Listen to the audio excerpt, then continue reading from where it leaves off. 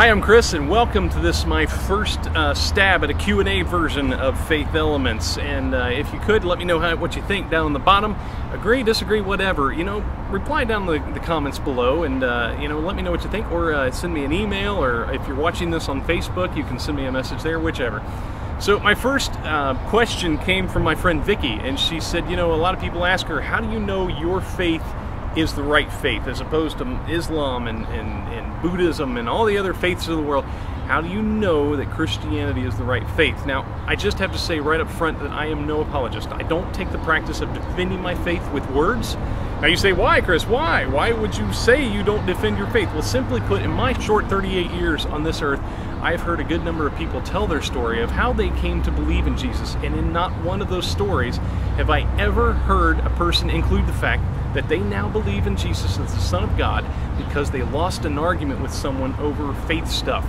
Now I can hear you saying, and of course I can't really hear you saying, but I'm just imagining you saying, well, Chris, you have to be able to defend your faith. Yeah, man, I thought that was what we were supposed to do and stuff. Yes, we should be able to speak of our faith, but I can speak no words beyond which the Bible does so well on its own that speak any louder of my faith than the impaction of those words on my daily life. But I won't really leave you hanging there like that.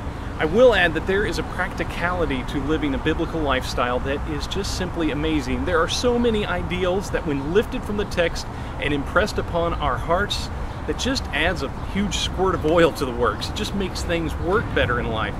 Now let's take the fruit of the Spirit found in Galatians. If you aren't familiar with the text, it goes like this. The fruit of the Spirit is love, joy, peace, forbearance, kindness, goodness, faithfulness, gentleness, and self-control. Against such things there is no law. To keep this video under a minute, I'll focus only on love. If we as human beings who share this planet could just learn to love, think of some of the issues that would disappear. John Lennon really had it right. He said all you need is love, and he really had a good point there. If you follow this link right here, it will take you to a channel of a guy who believes the idea of love so strongly that he even changed his name to Start Loving. His message is as simple and time-tested and true as when Jesus proclaimed our need to love each other 2,000 years ago. Right now, think back over the past day, week, and month, and think of the times that we didn't show love to one another, as to another human being that you came in contact with. In a discerning, non-judgmental way, think of ways that others have showed a lack of love for you. We can learn from these instances for the future. If I love that rude cashier at Walmart, how do I respond to their rudeness? If I love a difficult family member, how does that change my relationship with them? If I show love, I teach love. If I teach love, I spread love. Next thing you know, you'll spread love like the idea virus that David recently talked about at the Pursuit blog, and you can follow that link right there. Now, I said I wouldn't cover the rest of the elements of the fruit of the Spirit, but if you love each other to the extent that we are called to do, the results would be conducive of joy, peace, forbearance, kindness, and goodness, and so on. The practicality of this concept of true love makes it very easy to overthink. It can be as simple as opening a door for someone unexpectedly, and it can be as huge as complete planetary denuclearization. Start Loving has declared this message for years, but if you really think about it, it is the truth. How could any two people who love each other live lives holding weapons to each other's throats?